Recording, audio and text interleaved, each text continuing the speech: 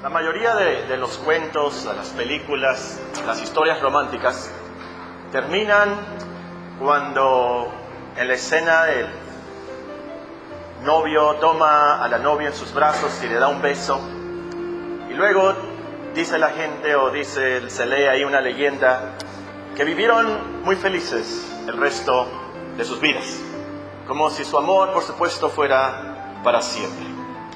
Y ese es el ideal de la novia, ese es el ideal de todo novio, por supuesto, pero la realidad es otra. La realidad es muy triste, muy trágica. La mayoría de los matrimonios en nuestros días terminan en divorcio, separación o un acuerdo tal vez no escrito, no oral, pero un acuerdo a vivir juntos. Siempre han vivido juntos, así que van a vivir juntos como perros y gatos ahí que viven juntos, ¿verdad? Y entra a veces el esposo y la esposa hace así como los gatos, ¿verdad? Que se encurvan y está con las uñas así, pero sabe, tengo que vivir con él. Y el esposo sabe lo que le espera, trata de no llegar a su casa lo más tarde posible. Y ya sabe, ahí vive, ahí está la señora esa. Y ahí siguen hasta que son ancianos. No están separados, no están divorciados, pero ahí viven en un divorcio real. Eso es muy triste y es muy trágico, pero es la verdad. Estaba hablando con el hermano Roberto, él es un abogado en Chihuahua y se dedica especialmente a casos de familia. Me dice, en Chihuahua, y aquí es verdad, aquí también en Sonora, es muy triste. La mayoría de los matrimonios terminan en divorcio, en separación. Pero eso no es el amor bíblico. El amor bíblico nunca deja de ser. Ese es el texto para hoy. Este año estamos memorizando 1 Corintios 13, el pasaje que leímos. Y tenemos que ponernos al día, ya estamos en septiembre y no hemos estudiado el versículo 8. 1 Corintios 13, 8 va a ser nuestro texto en esta mañana, especialmente la primera parte. Ahora, antes de leer ese texto, a lo mejor ustedes se acordarán, cuando comenzamos a estudiar este capítulo, dijimos que este es como un himno, y muchos le llaman el himno, el gran himno del amor. Y podríamos decir entonces que es un himno y lo pudiéramos separar en 3 estrofas. La primera estrofa del versículo 1 al versículo 3 nos habla de la importancia del amor. En la segunda estrofa vemos las características del amor, en los versículos 4 a 7. Y la última parte, que es donde comenzamos esta mañana, del versículo 8 al versículo 13, nos habla de la permanencia del amor. Ya del versículo de agosto, entonces, comenzamos esta nueva estrofa de este himno. Y creo yo que es esencial, especialmente en nuestros días, que entendamos esta estrofa, las enseñanzas de estos versículos, porque hay mucho auge carismático y tenemos que tener mucho cuidado con esto. Ahora, ¿de qué estoy hablando? Hay algunos hermanos, algunos buenos y algunos malos, pero hay unos hermanos que creen que todavía tenemos los dones, por ejemplo, de hablar en lenguas, de hacer milagros o de profetizar.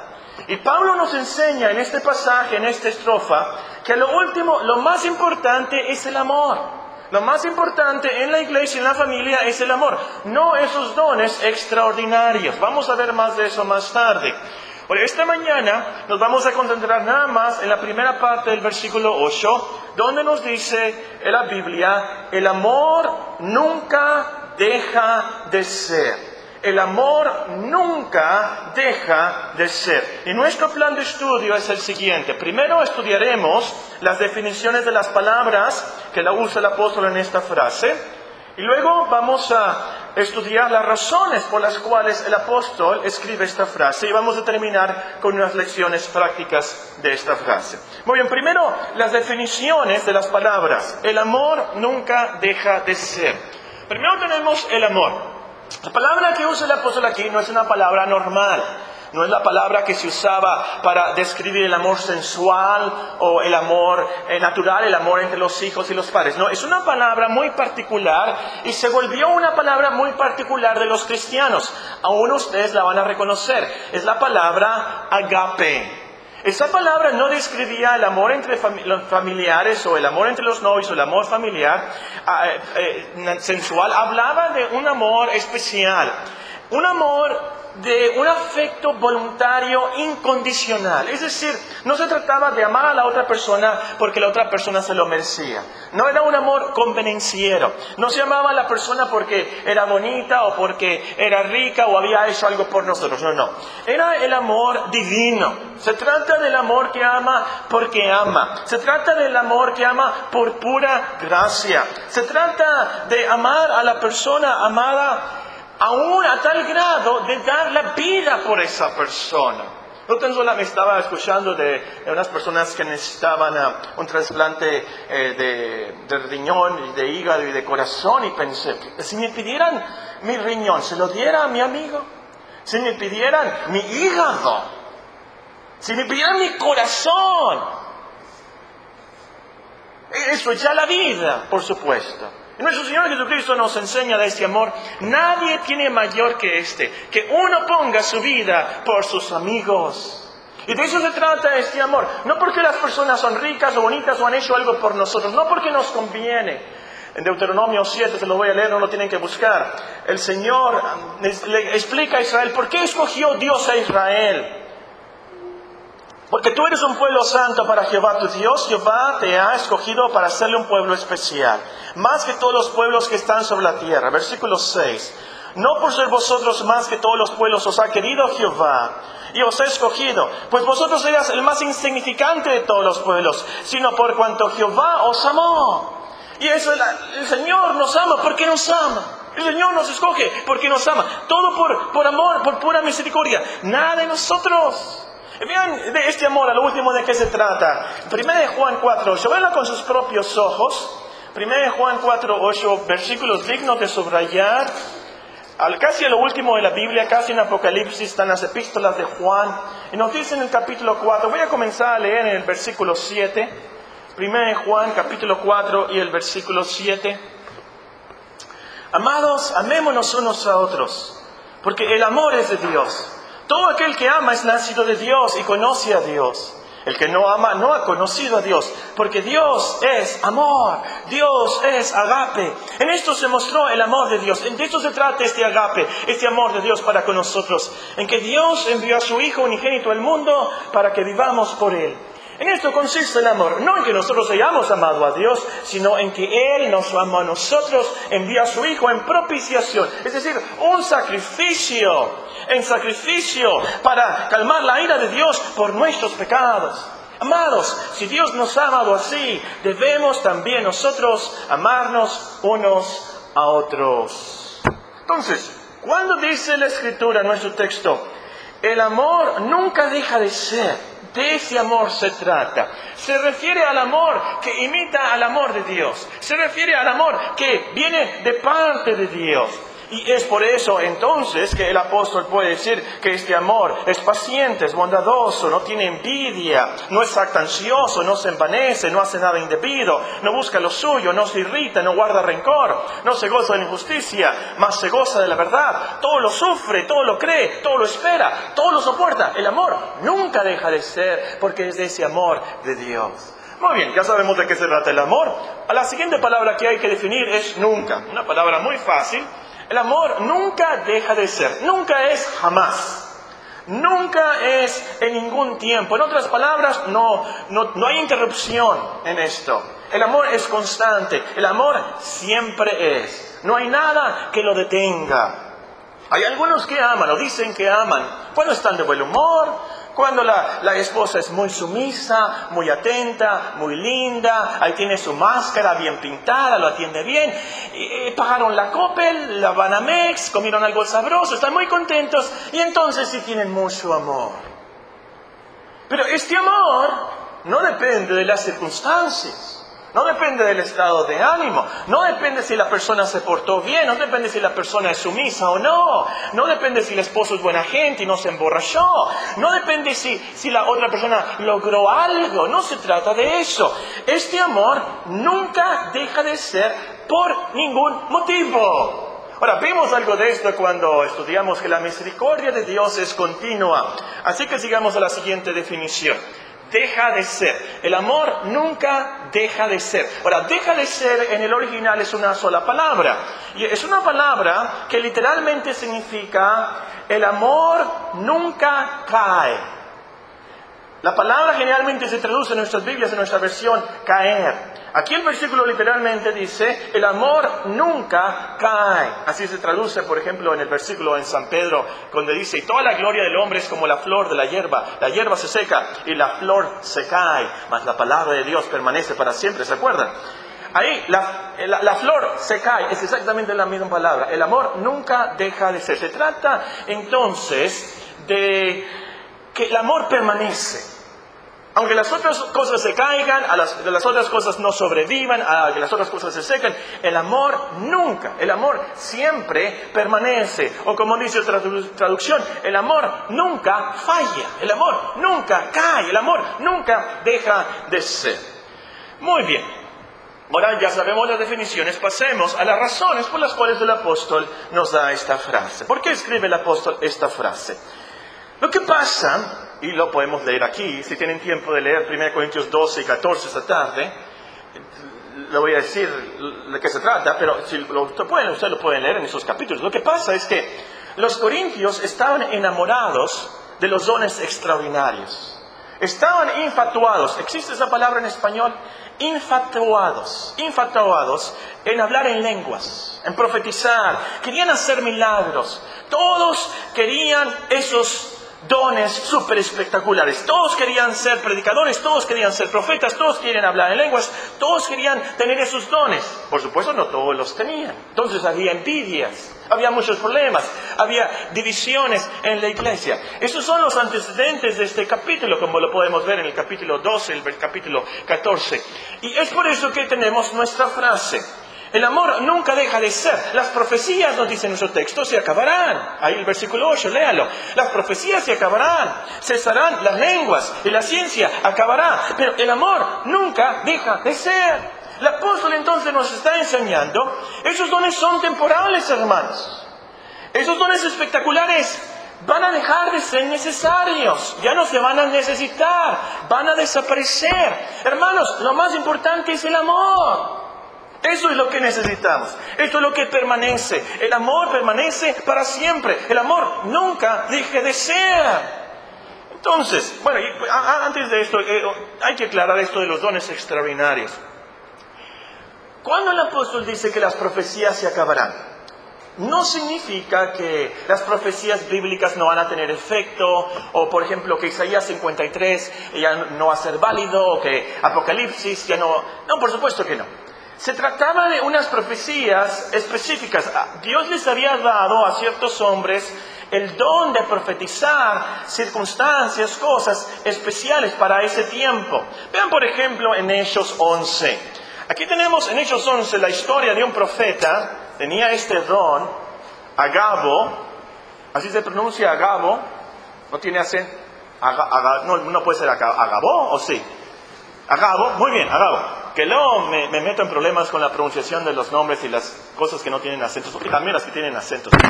Nada más me acuerdo de México y por ahí sale. Bueno, eso es otra cosa. Hechos 11, 29. Hechos capítulo 11, versículo 29.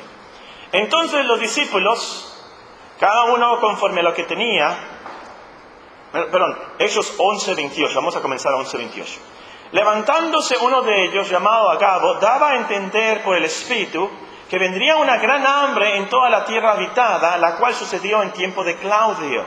Entonces los discípulos, cada uno conforme lo que tenía, determinaron enviar socorro a los hermanos que habitaban en Judea, lo cual en efecto hicieron, enviándolo a los ancianos por mano de Bernabé y de Saúl. Entonces tenemos esta profecía de esta hermana, que tenía ese don, algo específico aquí. Vean también Hechos 21, tenemos el profeta también en Hechos 21, y vamos a leer el versículo 10, Hechos capítulo 21 y el versículo 10. Permaneciendo nosotros allí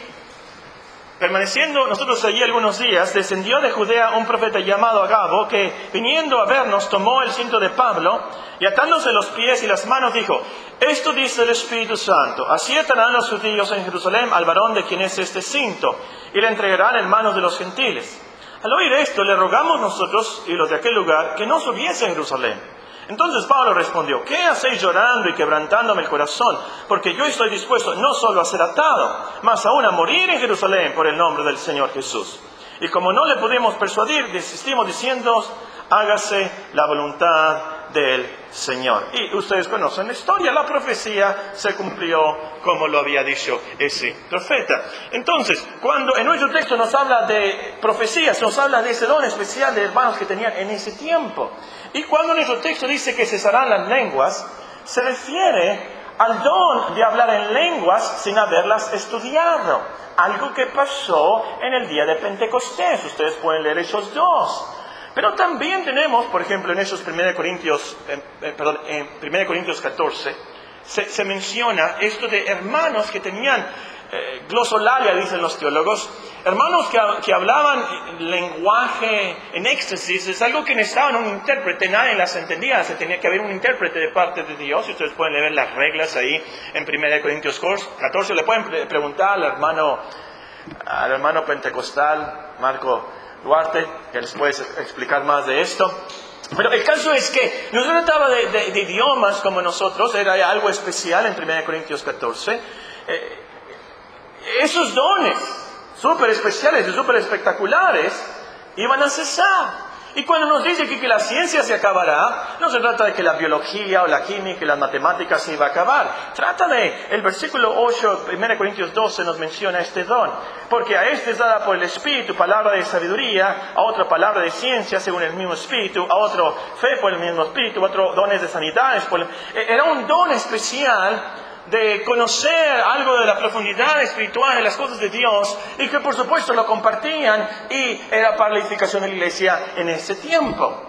Ahora, la pregunta crítica es en nuestros días, y aquí sí se pelean mucho los teólogos y los pentecostales, y hay muchos hermanos, como les digo, hay un auge carismático en estos días. Esto lo tenemos que entender y lo vamos a explicar más después, pero el problema es, la pregunta es, ¿cuándo se va a acabar eso? ¿Se acabó ya? ¿Todavía tenemos esos dones? ¿Puede el hermano Marco Duarte la noche hablar en lenguas? La pregunta es, ¿cuándo se acabaron esos dones? La respuesta está en el versículo 10. La respuesta es muy fácil, nos dice el apóstol Pablo.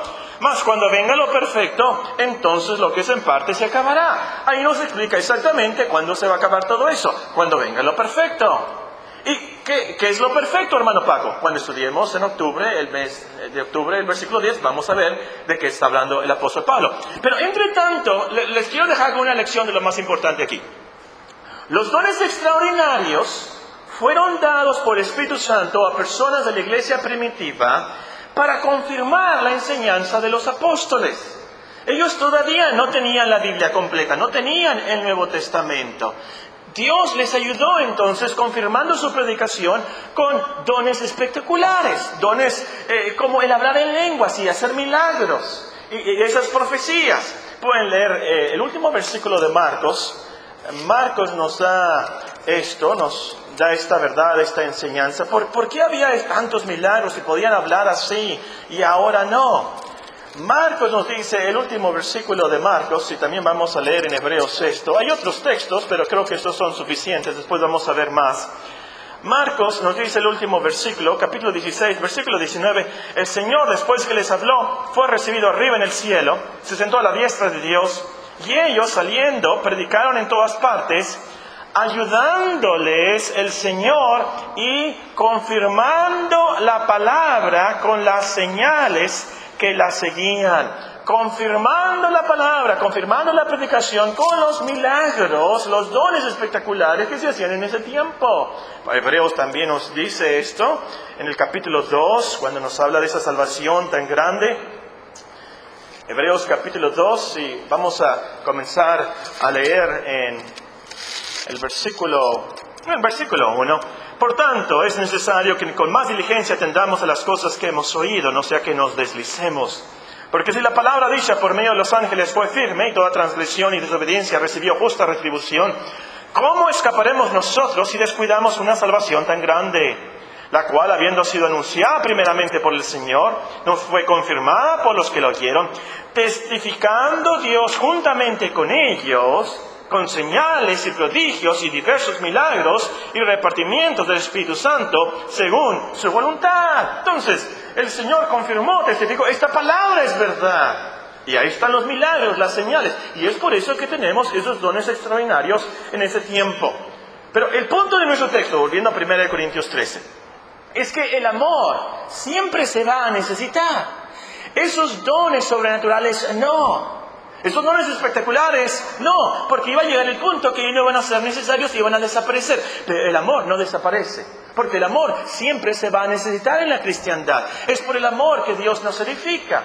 Es por el amor que nos ayudamos unos a otros. Es por el amor que las demás personas van a entrar a la iglesia y van a decir, estos son discípulos del Señor, estos se aman los unos a los otros. Y así creen en el Evangelio. Y así nuestro Padre Celestial es glorificado. Entonces, esa es la razón por la cual el apóstol escribe esta frase en este contexto, en este capítulo, en este versículo. Pero yo me quiero ir un poquito más allá. Nos dice, el amor nunca deja de ser. A lo último, la razón por la cual el amor nunca deja de ser es porque Dios nunca deja de ser. Dios es amor. Este amor es de Dios.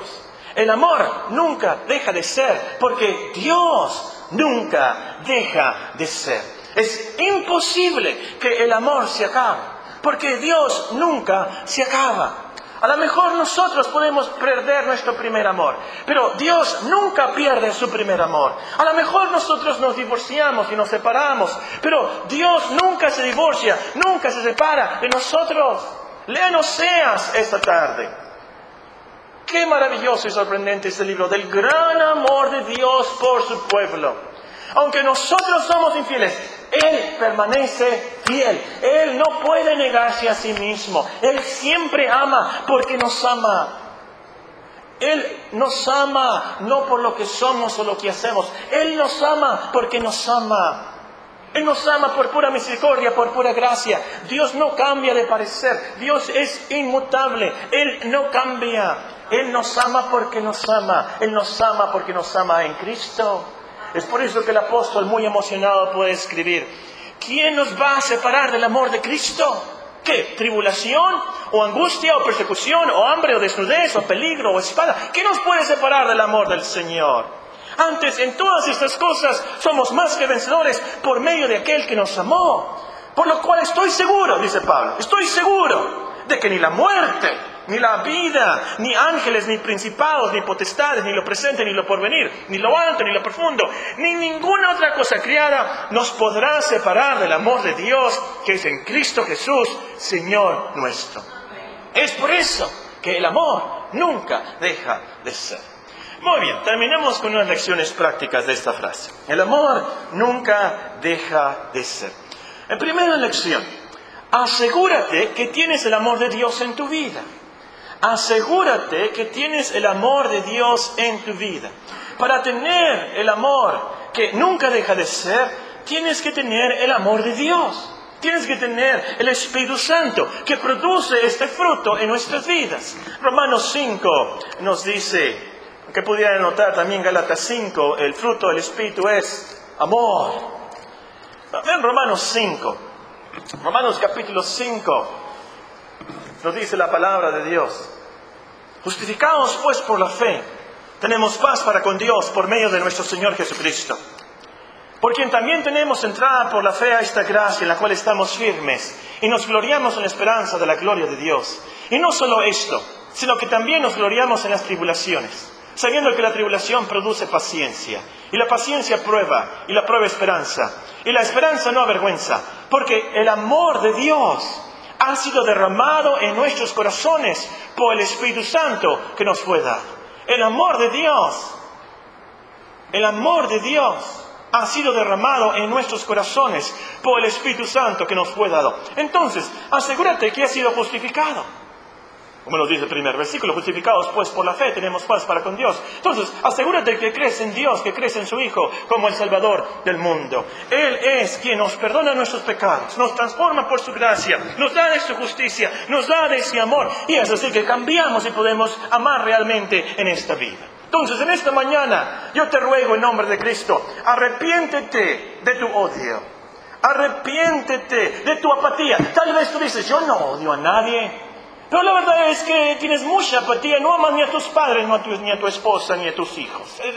Es algo que te está fallando. Es tanto que estás tan ocupado con la vida que no amas a nadie más que a ti mismo. Arrepiéntete de eso. Tienes que amar como Dios nos ama. A todos, aún a nuestros enemigos, nos dice nuestro Señor Jesucristo. Arrepiéntete de tus pecados. Cree en Cristo como el Salvador del mundo, el Salvador de sus pecados. Él te perdona. Y esa es la gran esperanza que tenemos. Que Él nos perdona y nos da ese amor, nos inyecta, derrama sobre nosotros por su Espíritu. A lo mejor tú dices, pues yo no puedo. Pero Dios sí. Dios sí. Que Dios perdona y Dios cambia y Dios transforma por su gracia. Esto es lo primero. Segunda lección. Concuerda con tu pareja. Y no encontré otra palabra, a lo mejor ustedes me pueden decir otra palabra. Concuerda con tu pareja. Pacta con tu pareja. Ponte de acuerdo. Haz un plan. Prográmate. Concuerda con tu pareja y con tu familia. Que el amor en tu familia, en tu relación, nunca dejará de ser. Nunca. Antes de casarte, comprueba que tu pareja, tu novio, tu novia, cree que el amor nunca deja de ser. Ahora esto, por supuesto, el noviazgo uno es muy idealista. ¿Existe esa palabra? Uno está en las nubes, cree que todo va a ser sin problemas, vamos a vivir para siempre. No. Va a ser difícil para usted hacer esto, pero usted tiene que comprobar que la otra persona cree esto. En cualquier instante que la persona dice, bueno, si no funciona nos divorciamos, ahí se acabó. No salgan más con esa persona. Esto no es un juego. No es un juego. Pero también, por supuesto, la persona no va a decir eso. Va a querer estar con usted para siempre. Pero trate de comprobar, cheque con esa persona. Cuando tú fallas, ¿cómo te trata? Cuando tú te enojas, ¿cómo te trata tu novio cuando tú le fallas, cuando tú te enojas? ¿Cómo te trata con amor? ¿Te sigue amando? Pasa lo que tú le hagas, lo dejaste plantado, se te olvidó su cumpleaños. ¿Cómo te trata cuando tú le fallas? Cuando tú estás de mal humor, ¿cómo te trata? Muy importante esto. ¿Es constante su amor? ¿O es convenenciero? Eso lo puedes detectar en el noviazgo. Lo puedes detectar. Pero es muy importante. Porque a la hora de la hora, el matrimonio cristiano no es un juego, es un pacto ante Dios y la sociedad, por supuesto. Pero a lo último, se trata de la representación de nuestra unión con Cristo. Efesios 5. Los esposos deben amar a sus esposas, ¿cómo? Así como Cristo amó a la iglesia y se entregó a sí mismo por ella. Es de ese amor que nunca deja de ser. Entonces, tienes que comprobar esto en tu relación antes de tomar ese paso. Pero vamos a suponer que te casas y hay enojos y los va a haber. Te voy a decir por qué va a haber enojos. Porque eres humano, porque eres pecador y porque el diablo te va a atacar. El diablo ataca a los matrimonios cristianos mucho más que los matrimonios que no son cristianos. Va a haber enojos, va a haber malos entendidos. Inmediatamente toma pasos para la reconciliación. Lo más pronto posible, antes que el sol se ponga, resuelve sus problemas. Lee, busca solución. Si hay problemas matrimoniales, inmediatamente trata, busca, pregunta, habla. Tienes que resolver eso, porque al último el cristiano tiene que demostrarle a la sociedad, ante el mundo, el amor nunca deja de ser. Yo voy a tratar todo lo posible, no importa lo que tenga que hacer, por resolver estos problemas, porque el amor cristiano nunca deja de ser. Sobre todo, y aquí está la clave y la solución, sobre todo, vive lleno del Espíritu Santo, que Él controle y produzca este amor en tu vida. Lean Efesios 4 también, si pueden esta tarde, toda la tarea que les dejé, ¿verdad? 1 Corintios 12, 1 Corintios 14, el libro de Oseas, Efesios 4. Ahí nos explica en Efesios 4 que cuidado con las griterías, Cuidado con las griterías y las maledicencias en el hogar. Cuidado con eso, porque no vayamos a contristar al Espíritu Santo. Y nos dice al final, sé llenos del Espíritu Santo. Sean controlados por el Espíritu Santo. Efesios 5 comienza con las palabras y vivid en amor, así como Cristo, como Dios nos amó. Y todo eso está atado por esto del Espíritu Santo. Es el que produce esto en nuestras vidas, el que nos ayuda con esos pecados y nos ayuda a producir estas virtudes. Esto es lo más importante. Y por supuesto en la realidad práctica de todos los días, con tus niños, con tu novio, con tu esposo, enséñales que el amor a lo último es sufrido, es paciente, es bondadoso, es benigno. Enseña a tus hijos desde pequeños a tratar a sus hermanitas sin envidias, sin rencores, no siendo orgullosos. Y sigan ahí la lista. Y de esto se trata la realidad cristiana, de vivir esas cosas en nuestras vidas, en nuestras familias, hermanos. Muy bien, en tercera lección. Aplica esta característica del amor con los hermanos de la iglesia. 1 Corintios 13 no se escribió para los novios. 1 Corintios 13 se escribió para la iglesia. Porque los hermanos estaban peleando, agarrados del chongo ahí por los dones. Perdonen la expresión, me pasé ahí. Con problemas y peleas. Yo soy de acá, yo soy de allá, y tú no, y tú sí. Y el apóstol Pablo, ¿saben qué? Eso no es lo importante. Lo importante es el amor entre ustedes. De eso se trata de 1 Corintios 13. Entonces, siempre debes de amar a todos los hermanos. Porque el amor nunca deja de ser en la iglesia. No, pero que el hermano Petrolino no me dio raite. No, y la hermana Petra no me ayudó con eso en el convivio. ¿Sabes qué? Los voy a saludar, pero de lejos, allá. No. Si el amor nunca deja de ser, tenemos que resolver a toda costa esos rencores, esas amarguras, esas envidias, esos malos entendidos, esos enojos. Tenemos que demostrar, hermanos, nosotros como iglesia, en nuestras vidas, que el amor nunca deja de ser. En primer lugar, aquí. Porque si no lo tenemos aquí, nuestros hijos lo van a notar. Y no va a haber este amor en la iglesia, en la familia. Y menos en la sociedad, entre los incrédulos. Número 4. Recuerda que el amor de Dios hacia ti como cristiano nunca deja de ser. El amor nunca deja de ser. Por supuesto, el amor de Dios nunca deja de ser. Para los creyentes, para los cristianos, para el pueblo de Dios, nunca deja de ser. Pase lo que pase. Tribulaciones, dice el apóstol Pablo. Enfermedades, problemas de los más graves. Recuerda, Dios te ama. Cuando parece que Dios te ama menos, es cuando Dios te ama más.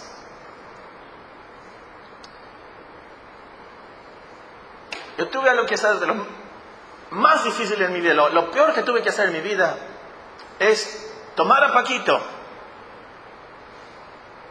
y sostenerlo para que el doctor le pusiera la quimioterapia en la espalda, en la columna. Fue en esos momentos que yo lo amaba más. A lo mejor él creía que no, que yo lo odiaba porque está... Pero fue por amor que yo lo tuve que hacer. A veces Dios nos tiene así, en esa tribulación, en ese dolor, en esa... ¿Dónde está Dios? Que no me ama Dios. ¿Por qué? ¿Por qué me hace esto? Porque es que Dios nos ama. Es porque Dios nos ama que lo está haciendo. Y sabe que es lo mejor para nosotros. En esos momentos el diablo te va a decir, Dios no te ama. El diablo te va a decir, tú eres un incrédulo, tú no eres un buen cristiano, tú no lees la Biblia, tú no oras como debes, tú ni siquiera vas a la iglesia. Tú contéstale, el amor de Dios nunca deja de ser. Arrepiéntete, por supuesto, vuelve al Señor, lee tu Biblia, por supuesto.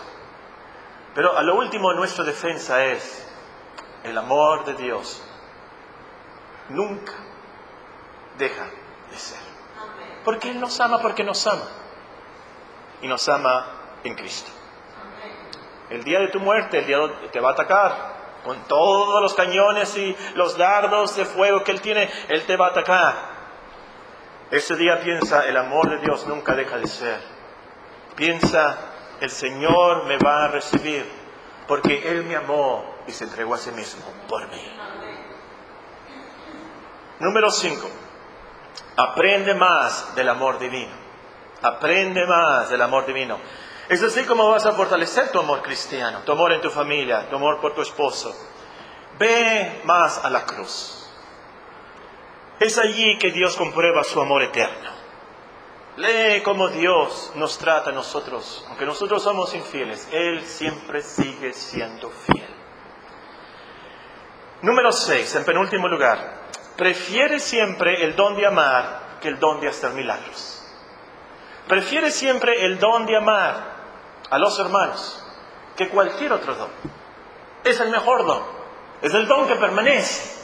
Es lo mejor que puedes hacer. Es lo mejor que puedes tener. A lo mejor tú dices, yo no tengo ningún don. Yo no puedo cantar ni en fu, como dicen los Martínez, ¿verdad? No puedo cantar ni en fu. No puedo ofrendar. Tengo más que 10 pesos a la semana. No puedo predicar, no puedo enseñar. No puedo administrar. El don que más necesitamos en la iglesia es el don del amar. Y eso todo lo podemos hacer. Y es lo mejor que podemos hacer. Prefiere el don de amar que cualquier otro milagro. En último lugar, glorifica a Dios por su amor eterno. Alaba, glorifica, adora a Dios por su amor eterno. Es en Él y por Él que podemos tener el amor que nunca deja de ser. Oremos.